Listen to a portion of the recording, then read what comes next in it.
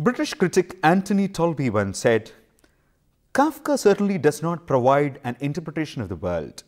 What he does provide is an image of how experience looks when all interpretations are called in doubt. Today we are going to discuss Franz Kafka's famous novella, The Metamorphosis. Kafka was an influential 20th century writer of short stories, novellas, and novels. He is considered a modernist writer along with James Joyce, Virginia Woolf, and D.H. Lawrence. As you probably know, modernism is a term used to refer to diverse tendencies and movements in different arts. The common characteristics of modernism include a disenchantment with traditional forms of artistic expression, radical experimentation, and a questioning of norms. In D.H. Lawrence's words, modernism showed the world the possibility of living without believing in the official version of reality. In his works, Kafka created a surreal world to represent realities that lay submerged beneath the surface of contemporary life. This included the oppressive and clandestine working of the political establishment. There are certain recurring themes in Kafka's works, such as the absurdity of existence, the alienating experience of modern life, and the incomprehensibility of authoritarian power. Today we have the adjective Kafkaesque to refer to impersonal bureaucracies, surreal happenings, and anything ominous. His major novels include The Trial, The Castle, and America. Like many of his works, these also remain unfinished in one way or the other. Among his stories, In the Penal Colony and The Judgment are the most well-known. Kafka was born in 1883 to middle-class, German-speaking Jewish parents in Prague. Then Bohemia, of which Prague was the capital, was part of the Austro-Hungarian Empire.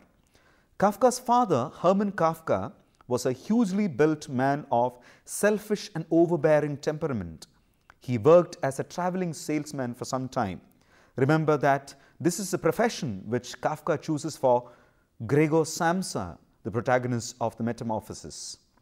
Hermann Kafka soon established himself as a retailer of fancy goods and accessories. His mother, Julie, who was better educated, assisted her husband in his business. Franz Kafka was the eldest of the couple's 6 children. Once it is common to trace every phenomenon in Kafka's works to the ill treatment he received at the hands of his domineering father. Indeed, the relationship was severely troubled. In a 45-page letter to his father, written in 1919, he complains of the emotional impact of this authoritarian, abusive, and demanding figure. After graduating with a law degree, Kafka worked for 2 insurance companies. Although he was meticulous in the discharge of his duties, he disliked his job. Psychological studies of Kafka's life and work have revealed that he suffered from a schizoid personality disorder, characterized by love of solitude, lack of interest in relationships, and emotional coldness. His works are also considered a product of this schizoid personality. Anyhow, he had an inner life of anguish, agony, and fear. Some scholars believe that Kafka's psychological problems stem from his having internalized the ostracization and stereotyping of Jews in anti-Semitic Europe. Kafka got engaged to Felice Bauer, but the relationship did not materialize in marriage. He was also involved in a relationship with 2 other women. Kafka was part of the famous Prague school of German Jewish writers. He suffered from tuberculosis, which was incurable at the beginning of the 20th century. He died in 1924. The last days of Kafka's life were marked by deteriorating health, family tensions, unsuccessful love relationships, and most important of all, intense creativity. During the Second World War, his sisters became the victims of the Holocaust. the mass extermination of the Jews by the Nazis. Although Kafka knew Czech well, he wrote all his works in German.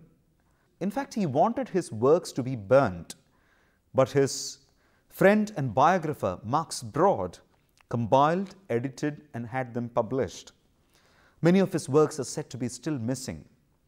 Probably some of them were destroyed during the Bücherverbrennung, the burning of the so-called degenerate books by the Nazis.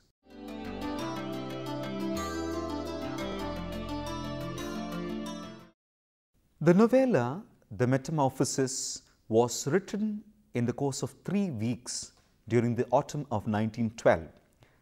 It was published in 1915. It is the only long work which Kafka finished during his lifetime. The Metamorphosis is called the Verwandlung in German. The story opens with Gregor Samsa, a traveling salesman, waking to find himself transformed into a monstrous insect-like creature. Obviously, he is confused. Everything in the room except his own appearance seems normal as before. Gregor decides to fall asleep again and forget what happened in the hope that things will become normal. He tries to roll over to his right, but he is unable to move his body. He is stuck on his hard, curved back. He tries to scratch his itching stomach with his leg, but he finds that the area has become too sensitive for touch. Besides his changed physical condition, Gregor also reflects on the monotony of his job as a traveling salesman. He would have quit if the family had not been dependent upon his income. He realizes that he has overslept and missed his train for work. Now it is time for the others to learn about Gregor's transformation. His mother knocks on the door. When he answers her, she notices that his voice has changed. She gets worried. Gregor was very close to his sister Grete. Waiting outside, she also begs him to open the door. His family members think that he is ill. He tries to get out of bed, but is incapable of moving his body. His office manager has also showed up. With immense force, Gregor throws himself on the floor and replies that he will open the door. But nobody can understand Gregor's replies. They are so unclear. When the office manager notices a delay in Gregor's opening of the door, he warns him of dire consequences. Finally, he opens the door and apologizes to the manager. Horrified by Gregor's appearance, the manager runs out of the apartment. Gregor tries to catch up with him, but his father drives him into the bedroom with the help of a rolled paper and a cane. Gregor is injured and exhausted in the act. In the second part, Gregor finds some milk and bread kept in his room. Though initially excited, he soon discovers that he has lost his taste for milk. This is one of his favorite food items in the past. But when his sister replaces the milk with rotten scraps of food, he eats this happily. This shows his increasing dehumanization. He spends most of his time under the couch. He does so as not to frighten his sister when she comes in to feed him. He also listens to his family members talking, particularly about their financial difficulties after Gregor stopped working. His mother wants to visit him, but his father and sister dissuade her. Gregor gets increasingly accustomed to his changed physical state. He tries to crawl on the walls and the ceiling for amusement. To facilitate his easy movement, his sister and mother remove the furniture from his room. This is of course good for Gregor, but he tries to save a picture hanging on the wall. This is the picture of a woman wearing fur hat, fur scarf and fur muff. Perhaps the picture symbolizes Gregor's former humanity. The picture was hung on the wall when Gregor was still human.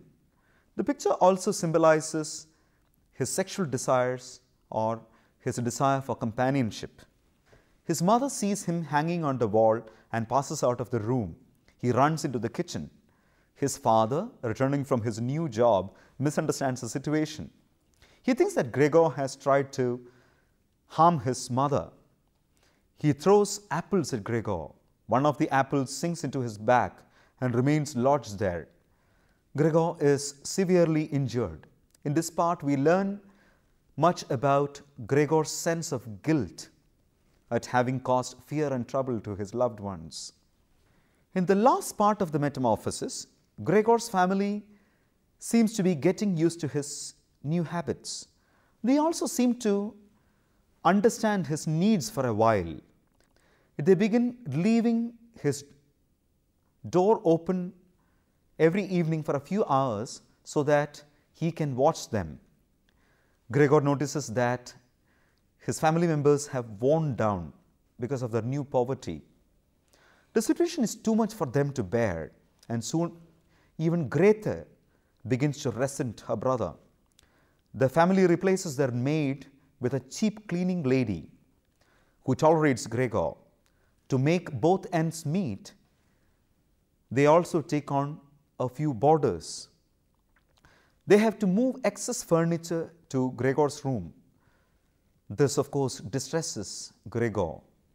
He has also lost his taste for the food which Grete brings.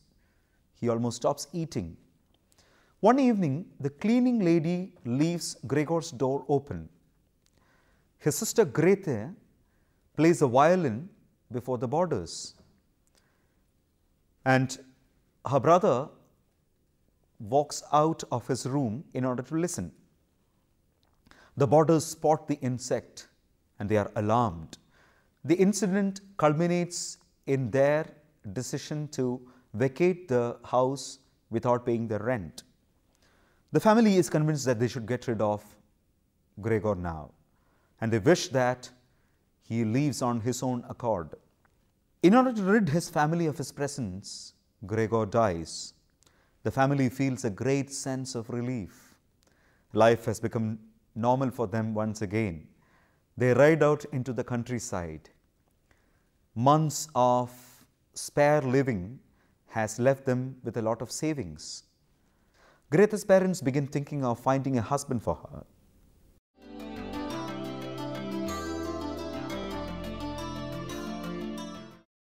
Under what genre can we classify the Metamorphosis? In terms of length and complexity, this work of Kafka's is assigned to a category of fiction called the novella or novelette. Novellas are longer and more complex than short stories, but shorter and simpler than novels. The novella deals with a limited number of characters, a relatively short period of time, and a single chain of events. Among the famous novellas in literary history, we can mention Joseph Conrad's Heart of Darkness, Henry James's The Turn of the Screw, and Thomas Mann's Death in Venice. Probably Kafka chose the form of the novella for two interrelated reasons. Its brevity enabled him to produce a unified and concentrated effect. Its length helped him write a sustained narrative. In terms of the mode, the Metamorphosis is a work of fantasy fiction. Some critics see it as a work of magical realism. As you probably know, magical realism is an aesthetic style and a mode of fiction which credibly blends magical and fantastic elements with the real. The Metamorphosis treats Gregor's transformations as if it were a natural event or a random occurrence. His family members react to the unusual event as if it were a natural occurrence, like contracting a disease. They are more disgusted than shocked. Russian author Vladimir Nabokov once commented that the straightforward style of the Metamorphosis is in striking contrast to the nightmare of the tale. The narrative point of view used in the story is limited third person. The events of the fictional world are narrated through the eyes of the protagonist, Gregor Samsa. Kafka gives us Gregor's thoughts and feelings only. We do not know about the other characters' thoughts unless Gregor thinks about their thoughts or they themselves show us through their words and actions. This manner of narration makes Gregor's inner reality seem more important than the happenings in the external world. Let me conclude this part with some observations on Kafka's style. Kafka utilizes the possibilities of German. Like his other works, the Metamorphosis also employs long sentences. Often there is some unexpected impact pending till the end of the sentence. This may not be obvious to the reader of English translations. As is often said, literature is what is lost in translation. But Kafka's translators have taken great care in reproducing this impact. Look at the opening sentence of the Metamorphosis in Villa and Edwin Muir's translation.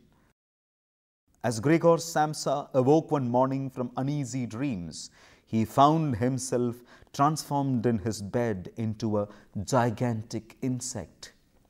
When the sentence opens, we have no sense of the impending shock.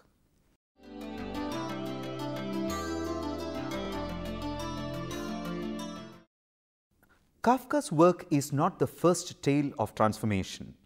For instance, we find a series of transformations in the Roman poet Ovid's mythological mock epic Metamorphoses. Kafka's The Metamorphosis has rich undertones and may easily be read as an allegory or a symbolic tale. One may approach the novella from various perspectives. In fact, one reason for Kafka's popularity is that his works are ambiguous and enigmatic. They are open to multiple interpretations. A biographical interpretation of the work would read Gregor's miserable insect life as an analogue of Kafka's own frail and petrified existence before his robust and domineering father. Remember that Gregor's father is the most insensitive character in the work. He is the only person who resorts to physical violence against Gregor. The father in the Metamorphosis is widely considered to be a literary personification of his real-life counterpart. The Metamorphosis is a tale of alienation. It is read as the fictional version of Kafka's own sense of alienation, as a German in a predominantly Czech-speaking area, as a Jew in anti-Semitic Europe, and as a relapsed Jew with little connection to Orthodox Judaism. During Kafka's time, almost all the residents of Prague were ethnic Czechs who spoke the Czech language. Only about 6% of the city's population, including Kafka's family, were German speakers. About 5% of the population. They mostly lived in a ghetto and had their own schools, newspapers, theaters, and cafes. Franz Kafka's double minority status as a German-speaking Jew in a Christian, Czech-speaking world had a powerful, perhaps unconscious influence on his writing. Let me point out that the word used in the German original for the English insect is Ungeziefer. This word can be translated as a dung beetle. Literally, the German word Ungeziefer means an unclean animal which is unfit for religious sacrifice. The word connotes a sense of separation between the protagonist and his environment. Gregor is somebody who is unclean and must therefore be secluded. An important aspect of this alienation is estrangement in relationships. At the beginning of the novella itself, we learn that Gregor has no friends or relationships, and that he leads a drab and dreary life. Later on, it's not only Gregor's physical form which undergoes a metamorphosis. The novella is also about a metamorphosis of human relationships. After Gregor's transformation, the family struggles with feelings of sympathy and revulsion. His mother and sister care for him, but his father goes to the extent of physically attacking him. As the narrative progresses, the psychological distance between Gregor and his family increases. Under physical stress and financial constraints, They want to get rid of him.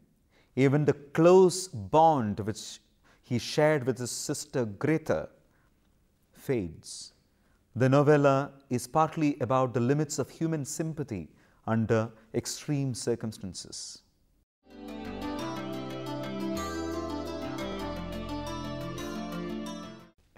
For many readers, Gregor's dehumanizing transformation and subsequent feelings of alienation epitomize the human condition during the modern times. At the beginning of the 20th century, wars and conflicts loomed large on the horizon of Europe. There were tensions between racial and ethnic groups. The traditional family, whose web of relationships and values couched the individual against the shocks of life, was breaking up, and the economy was becoming mechanical. Man was reduced to the status of a cog in the wheel. Religion was recognized as the opiate of the masses. God was declared dead. There was no theological or metaphysical foundation to impart any meaning to the crisscross of events and non-events called life. Kafka's The Metamorphosis captures the absurdity of modern existence in the form of an allegorical tale. A point to be noted here is that there is no explanation for Gregor's transformation. Many events in Kafka's works simply happen. Another example is the arrest of Joseph K. in the novel The Trial. They simply happen. There is no explanation. The events of the Metamorphosis are absurd, unnatural, irrational, and chaotic. They border on the supernatural. We do not know the cause of the chief event of the novella, Gregor's transformation into an insect. Was Gregor punished for a sin which he committed? There is no answer. This suggests a universe which functions without any underlying order or principle. That is why many of Kafka's works are considered engagements with absurdity. The events of the Metamorphosis take place in an apartment in an unspecified place and at an unspecified time. The absence of topographical and temporal specifics suggests that absurdity is a universal condition. These interpretations make the Metamorphosis a classic of existentialism, a philosophy which believes that man is a unique and isolated being in a meaningless and hostile world. Let us note that despite the bodily transformation, Gregor's mind remains intact. This suggests a disconnect or disharmony between the mind and the body. For example, when his sister serves him milk, mentally he is excited. He desires to have his favorite food, but his palate cannot take it. Gradually, he develops habits which are in tune with his changed physical condition. An example is his crawling on the walls and ceiling as a pastime. Does this imply a kind of bodily determinism? Does our physical life determine our mental life instead of the other way around?